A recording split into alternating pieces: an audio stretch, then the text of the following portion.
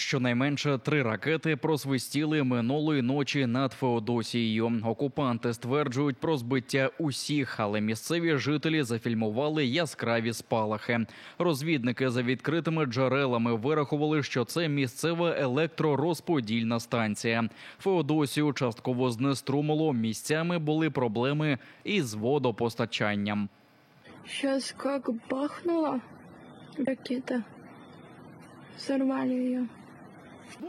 Окупаційна влада у перші ж хвилини удару заявила про збиття американських ракет AGM-88 «Харм», навіть не маючи доступу до уламків і не врахувавши, що такі ракети летять лише на 150 кілометрів. Окрім Феодосії, гучні вибухи чули з боку російської бази 126-ї бригади берегової охорони у Перевальному, куди вже прилітало минулого тижня. Всі ті цілі, які знаходяться на тимчасово окупованому півострові і здатні живити той самий, наприклад, Чорноморський флот, це є законні цілі для ураження, оскільки це запаси ворога для поновлення своєї бойової спроможності. Наша задача зараз забезпечити так, щоб бойових спроможностей у ворога було найменше.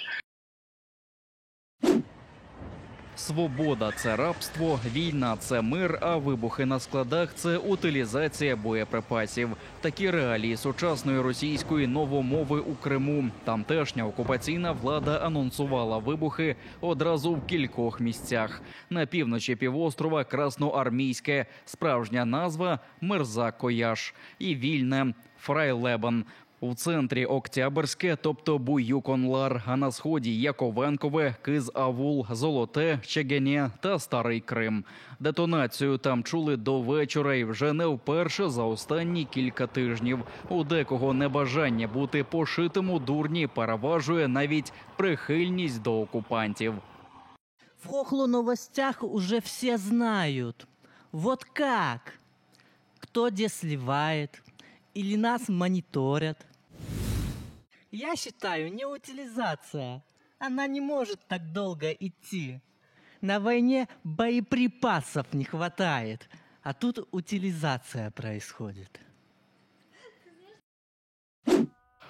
Повістки біля мечетей роздають у деяких районах Криму. Службовці окупаційних військкоматів чатують на вірян після п'ятничної молитви, повідомляють правозахисники Кримсос. Мусульман, здебільшого саме кримських татар, просять ставити підписи про отримання папірців. Правозахисникам відомо про кілька випадків, коли люди вимушено взяли повістки. Востаннє таке фіксували 25 серпня. А вже на 21 вересня росіяни оголосили старт часткової мобілізації в Криму. Попри офіційні заяви про її завершення, повістки роздають, як і раніше, але приховано. Такі призови є воєнним злочином відповідно до Женевської конвенції. Окремим злочином є примус громадян України до участі у бойових діях проти власної держави.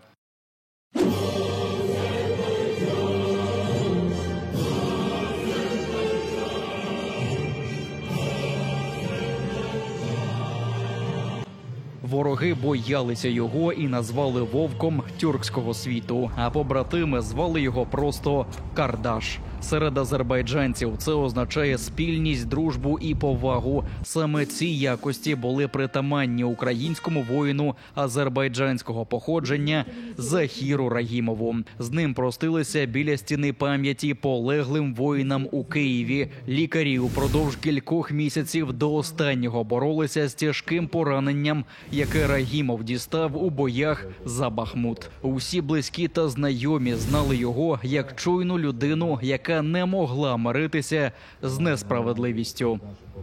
Він був воїн. Він хотів воювати, він хотів допомагати, щоб ми були незалежні, і щоб були вільні. Він дійсно був сильний, дуже крутий воїн. Доброволець Захір воював у складі грузинського спецпідрозділу Тбілісі Інтернаціонального легіону. Пройшов чимало гарячих точок і за свою мужність та відданість українському народові став кавалером ордену «Золотий хрест». Уже посмертно орден святого Юрія Переможця за полеглого героя отримав його брат. Я хочу сказать, что мой брат знал, куда идет и за что идет. Он воевал достойно. Я сегодня здесь, который собрался, все люди, честью его как провожали. Я еще понял, что сколько я даже не знал, что мой брат действительно герой. И сделал он все, что в его силах. Слава Україні! Життєвий шлях азербайджанця Захіра Рагімова підтверджує, що боротьба з несправедливістю та агресивним загарбником не мають національних кордонів. На думку голови Меджлісу Рафата Чубарова, спільний зовнішній ворог об'єднує українців, азербайджанців та інші народи, які не щуток знають усю суть руського міра.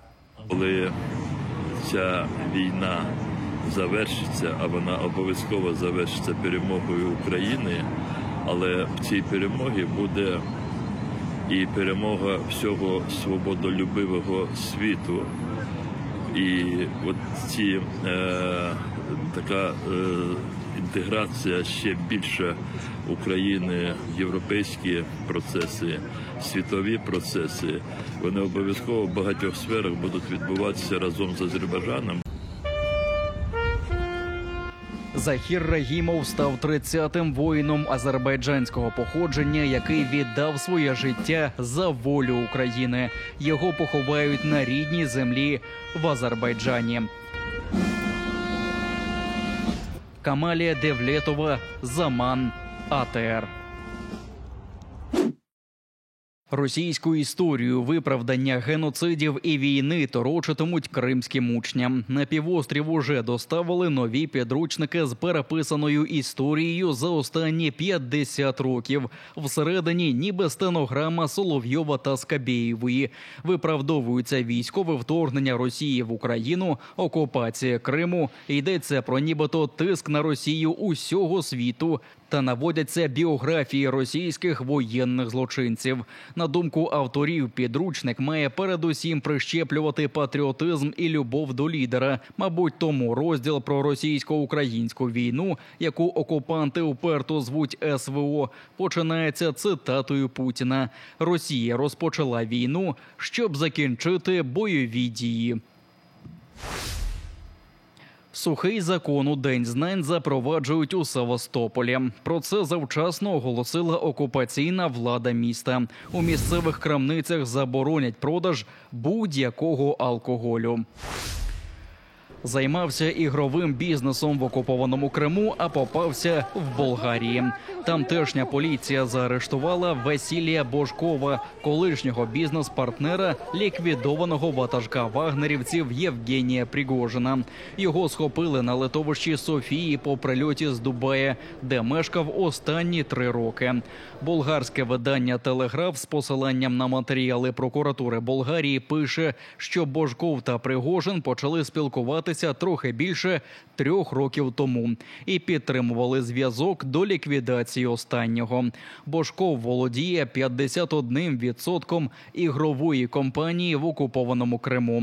США накладали на нього санкції через підкуп болгарських чиновників, але в Болгарії проти нього є зо 2 десятки звинувачень, серед яких здирництво та убивство.